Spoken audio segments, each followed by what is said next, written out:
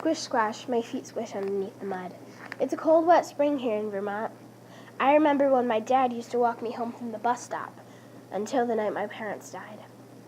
I was 7 when it happened, but by then I knew how to take care of myself. He came in masked, looked in my room first, then left.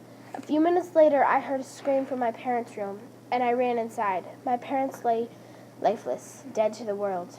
I've never been the same since. To the side of the apartment, up the fire escape, through the window, and onto the couch. That's how I get in every day. I go to the kitchen, carefully stepping over the popped-up floorboards and grab some soda. I try the TV. Does it still work? No. I go to my room, open a book, then doze off. I am awoken by footsteps. This is the usual, police searching for clues. I go out the window and stand on the platform. 10 minutes later, I hear the door close, and I slip back in through the rusty window pane. I hum as I walk to school. I arrive in the schoolyard, and a girl walks up to me. "Hey," she says. "What do you want?" I scream. "I want you to stop bullying my little sister." I flash back to that day. I was nervous about a big test, and a girl ran in front of me.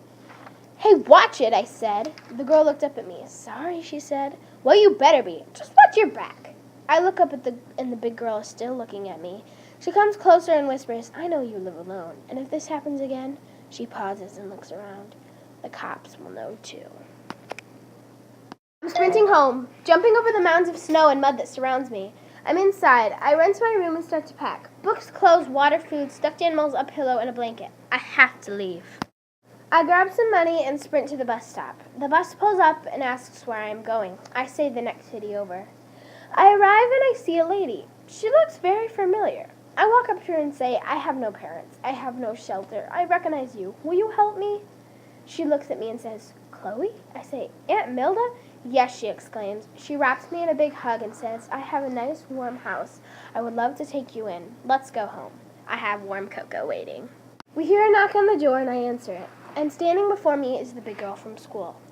All of a sudden, my aunt's bright house with flowers and neon paint has just turned dark. "You live alone! I know! You live alone!" Her little sister is glaring at me and I don't know what to say. My aunt shuffles over and says, "Carrie, Mary, good to see you." She turns to me.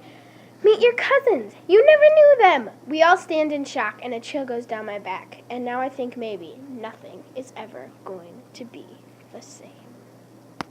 I've been living with my aunt for 5 years now, and it's not as bad as I thought. My cousins are actually kind of good people. And now I think I finally have the life of my dreams. Hi, I'm Gabby, the author of A Spark of Hope, and I just wanted to tell you about a little bit about me and about my book.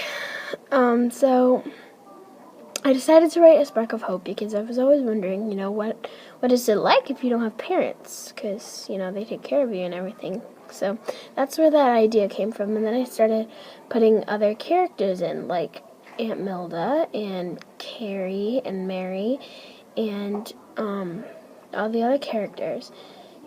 And I wanted to give some of those moments where you think she's gonna get caught and then it stops and then she's not.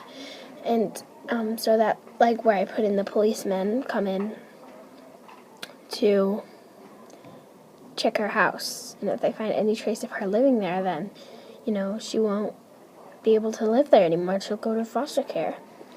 And so that's why I decided to write that. And I really want to thank Mr. Sharp and Mark Chaletsky. I want to thank Mr. Sharp, my 4th grade teacher, for helping me publish the story and revise and make it better and keep making the story the best it could be, and helping me publish on the iPads. And I also want to thank Mark Chaletsky for teaching me all these different strategies to make people enjoy my story and not be like, oh, they're reading squish, squash, my feet squish underneath the mud. And so people will enjoy the story more. So I'm not reading like that. So, thanks. I hope you enjoyed my story.